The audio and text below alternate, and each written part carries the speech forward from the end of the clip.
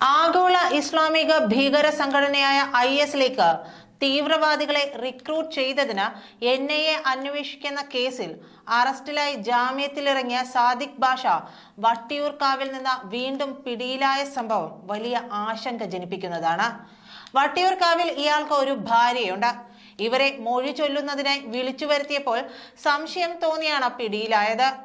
പോലീസിന്റെ സ്റ്റിക്കർ ഒട്ടിച്ച വാഹനത്തിലാണ് സാദിഖ് ഉൾപ്പെടുന്ന സംഘം മലയോര മേഖല വഴി കേരളത്തിലെത്തിയതെന്നാണ് വിവരം. സംശയം തോന്നി പരിശോധിച്ചപ്പോൾ സംഘത്തിൽപ്പെടുന്ന ഒരാളുടെ ബന്ധു പോലീസിലാണെന്നും ഇയാളുടെ വാഹനമാണെന്നും തെറ്റിദ്ധരിപ്പിക്കാൻ ശ്രമിച്ചു. എന്നാൽ ഇത് തെറ്റാണെന്നും NIA എടുത്ത കേസിൽ തമിഴ്നാട് ജയിലിലായിരുന്ന ഇയാൾ ജാമ്യം നേടി പുറത്തു വന്നതാണെന്നും അവിടെ നിന്നാണ് വളരെ രഹസ്യമായി തിരുവനന്തപുരത്ത് എത്തിയതെന്നും വ്യക്തമായത്. ഇയാൾക്ക് തിരുവനന്തപുരത്ത് എത്താൻ ആരുടെയൊക്കെ സഹായം ലഭിച്ചു? നിരോധിത ഭീകര സംഘടനയായ പോപ്പുലർ ഫ്രണ്ടിൽ പെടുന്നവരുടെ സഹായം ലഭിച്ചിട്ടുണ്ടോ? പ്രാദേശികമായി ആരെയൊക്കെയാണ് ഇയാൾ ബന്ധപ്പെട്ടത് എന്നൊക്കെയുള്ള കാര്യങ്ങൾ അന്വേഷിച്ച് കണ്ടുപിടിക്കേണ്ടതുണ്ട്. കളയിക്കാവിളയിൽ ഇസ്ലാമിക തീവ്രവാദികൾ പോലീസ് സബ് ഇൻസ്പെക്ടറെ ആക്രമിച്ചു കൊലപ്പെടുത്തിയതിൽ സാദിഖ് ബാഷയ്ക്ക് പങ്കുള്ളതായി തമിഴ്നാട് പോലീസ് സംശയിക്കുന്നുണ്ട്. പ്രധാനമന്ത്രി നരേന്ദ്രമോദി തലസ്ഥാനത്ത് എത്തുന്നതിന് മുൻപാണ് സാദിഖ് ബാഷയും സംഘവും അറസ്റ്റിലായതെന്ന കാര്യം വളരെ ഗുരുതരമായ സ്ഥിതിവിശേഷത്തിലാക്കാണ് ചൂണ്ടുന്നത്. പ്രധാനമന്ത്രിയുടെ സന്ദർശനത്തിൽ പഴുതടച്ചുള്ള സുരക്ഷാ പരിശോധന നടത്തേണ്ടതാണ്. ഇതിനിടെയാണ് ഭീകരനായ സാദിഖ് ബാഷ തടസ്സങ്ങളൊന്നുമില്ലാതെ തിരുവനന്തപുരത്തെത്തിയത്. IS റിക്രൂട്ട്മെന്റ് കേസുമായി ബന്ധപ്പെട്ട 2 വർഷം മുമ്പ് NIA നിരവധി സംസ്ഥാനങ്ങളിൽ റെയ്ഡ് നടത്തിയിരുന്നു. ഇതിന്റെ ഭാഗമായി തമിഴ്നാട്ടിൽ നിന്നുള്ള NIA സംഘം വട്ടിയൂർക്കാവിൽ 2ാം ഭാര്യയുടെ വീട്ടിലെത്തി സാദിഖിനെ പിടികൂടുകയുമായിരുന്നു. ഇങ്ങനെയൊരു സംഭവം നടന്ന പത്രക്കുറിപ്പ് ഇറക്കിയ ശേഷമാണ് ഈ വിവരം കേരള പോലീസ് അറിയുന്നത്. ഇയാൾ പലതവണ വട്ടിയൂർക്കാവിലെ ഭാര്യ വീട്ടിൽ വന്നു പോയിരുന്നു. ഇതൊന്നും കേരള പോലീസ് അറിഞ്ഞില്ല. തിരുവനന്തപുരത്ത് നിരവധി അക്രമങ്ങൾക്ക് പദ്ധതിയിട്ട സാദിഖ് ബാഷയും കൂട്ടരും ശ്രീപത്മനാഭസ്വാമി ക്ഷേത്രവും പാങ്ങോട് സൈനിക വിമാനത്താവളവും ലക്ഷ്യമിട്ടിരുന്നതായാണ് അറിയുന്നത്. പത്മനാഭസ്വാമി ക്ഷേത്രത്തിൽ ഇവർ പലതവണ കടന്നതായും അറിയാൻ കഴിഞ്ഞു.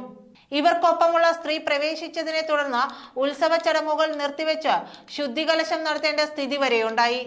BJP നേതാവ് കുമ്മനം രാജശേഖരൻ ഉൾപ്പെടെയുള്ളവർ ഈ സംഘത്തിന്റെ ഹിറ്റ് ലിസ്റ്റിൽ ഉണ്ടായിരുന്നതായാണ് അറിയാൻ കഴിഞ്ഞത്.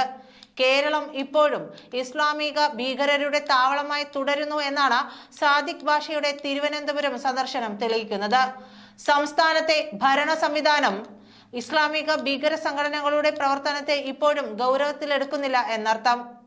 ഭീകര പ്രവർത്തനം തെളിഞ്ഞതിനെ തുടർന്ന് പോപ്പുലർ ഫ്രണ്ടിനെ കേന്ദ്ര ആഭ്യന്തര മന്ത്രാലയം നിരോധിച്ചുവെങ്കിലും അവരുടെ രാഷ്ട്രീയ പാർട്ടിയായ SDPI സജീവമായി രംഗത്തുണ്ട്.